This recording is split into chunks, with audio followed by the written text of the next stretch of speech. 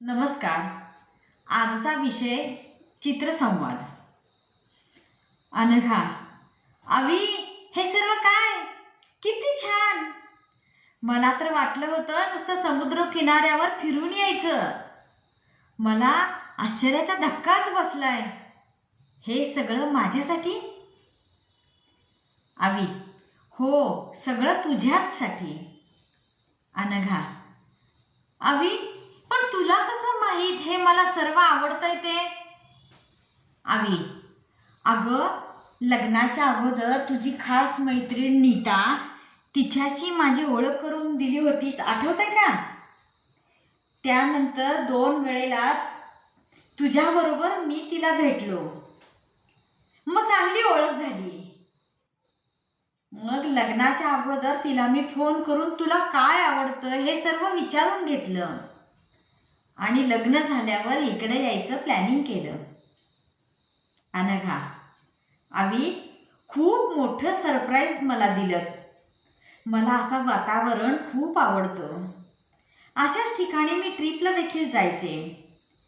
पण अशा प्रकारच्या कॅन्डल लाईट डिनरला मात्र माझ्या आई वडिलांनी कधी परवानगी दिली नाही.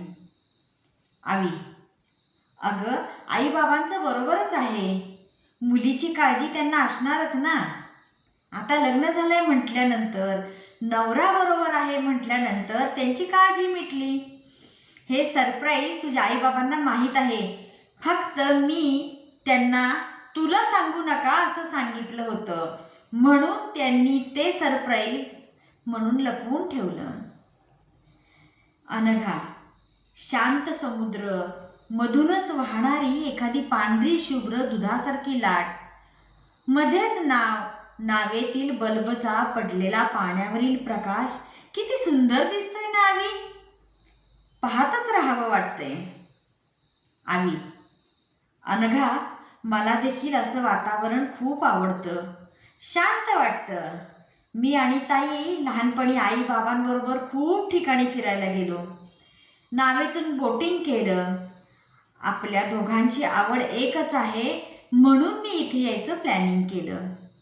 आणि लग्नानंतर सुरुवातीला जर एकमेकांच्या आवडी जपल्या, आनंद मिळाला तर संसाराची सुरुवात सुखानं होईल, म्हणून मला माझ्या आईबाबांनी तुझ्या आवडीच्या ठिकाणी तुला घेऊन जा असं सांगितलं.